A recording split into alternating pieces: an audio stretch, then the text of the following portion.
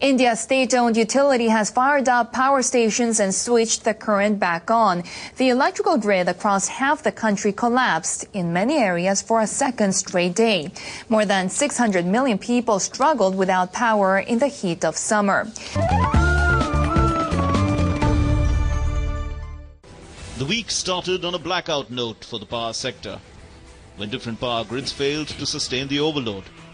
What initially was suspected to be an accidental occurrence, the first in decades, was actually the result of indiscipline by a few states. Both state and central governments contribute to power generation. However, various states do not produce enough power to meet their own demand.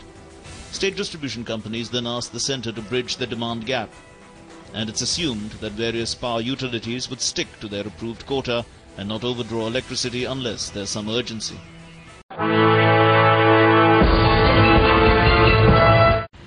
Limping back to normal, the Indian power grid back in action after 2 days of rolling blackouts.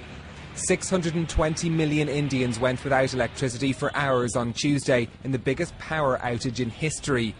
In the capital, New Delhi, commuters were able to return to the metro system on Wednesday. It was a very different picture the day before, when the paralysed train network left passengers stranded in temperatures as high as 36 degrees Celsius.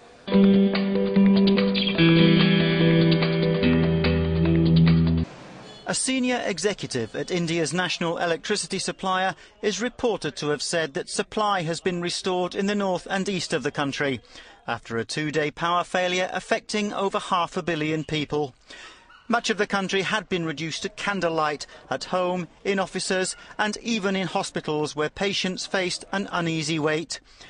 The power outage caused chaos on the streets of India's cities, with thousands of police called in to replace failed traffic lights. Much of the rail network has started working again, although full service won't be resumed for some time yet. And of course there's a huge backlog with thousands of passengers stranded at stations. The cause of the massive power cut is still being investigated. Chief Minister there has now spoken out on the power crisis. Akhilesh Yadav has defended his state against the allegations of overdrawing power that were levelled by the centre. Now, Akhilesh Yadav has said that Uttar Pradesh has never violated any norm. Akhilesh Yadav also went on to say that he will respond to all the charges that have been levelled against UP.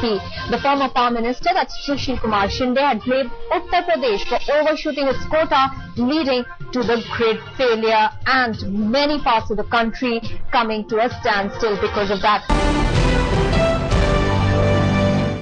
Grid fail का है वो UP पे अभी तय नहीं है कि UP की वजह से हुई है, और जहां तक ग्रिड फेलियर का है वो सामने चीजें आ जाएंगी। जहां तक बिजली का सवाल है, बिजली का बड़ा संकट है और हमें उम्मीद है कि केंद्र सरकार का सहयोग मिलेगा, कोल लिंकेज उत्तर प्रदेश की सरकार को और यहाँ के कारखानों को मिलेगा, जिससे कि बिजली का उत्पादन बढ़ सके। ज्यादा नहीं ओवरड्रॉ की जाती है, हर प्रदेश करता है।